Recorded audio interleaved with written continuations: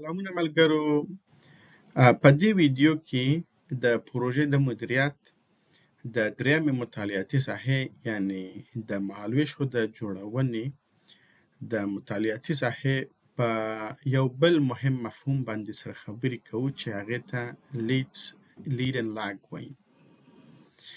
لید اند لاګ یوه طریقه یا یوه وسیله ده چې د دې په واسطه د پروژې فعالیتونه تنظیمیږي. کله هغه مهال چې د پروژې مهالوېش جوړیږي او په مهالوېش کې د پروژې د فعالیتونو ارتباط سره تنظیمیږي. په دې سلاید کې تاسو ګورئ چې لید څه ته وایي، لاګ څه ته وایي. مخکې د دې چې پر هغه باندې سره خبرې وکړو، په دې باندې سره نظر شریکوو چې د لید او د لاګ اهمیت په څه کې دی. اهمیت یې په دې کې دی چې موږ ته د دې زمینه را برابروي ترڅو د فعالیتونو په ظرفیت باندې پوه شو چې څومره شاته او یا څومره مخته اچول کېدای شي. نو د مهالوېشو د جوړونې او د مهالوېشو د تطبیق په وخت کې دغه طریقه هر مهال استفاده کېدای شي. په اول مثال کې تاسو ګورئ په پورته د A او د B ترمنځ اړیکه finish to start دی. لکه اول فعالیت د A فعالیت باید ختم شي ترڅو B شروع شي.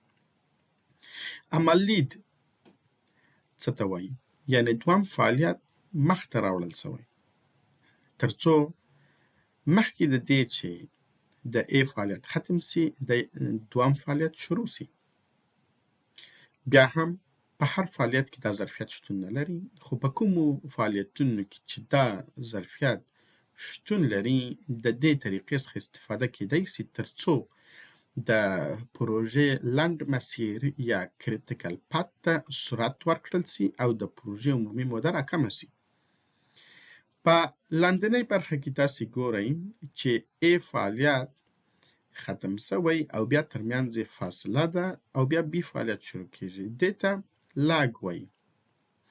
د A او د B ترمنځ دلته هم د finish to start اړیکه شتون لري، لکه A فعالیت باید ختم شي ترڅو B فعالیت شروع شي. نو دلته بیا B فعالیت په تعویق غورځول شوی وروسته د دې چې A فعالیت ختم شوی. دې ته لاګ وایي. دا شاته پاتې دی. اوس بیا هم په هر فعالیت کې دا ظرفیت شتون نه لري. په کومو فعالیتونو کې نو دا ظرفیت شتون لري؟ دغه د لید او د لاګ ظرفیت په هغو فعالیتونو کې شتون لري کوم چې د پروژې په وخیم مسیر یا کریټیکل پات کې شتون ونه لري، او په هغه فعالیتونو کې دغه طریقه استفاده کېدای شي په کوم کې چې ټوټل فلو یا ارتجاعیت شتون ولري.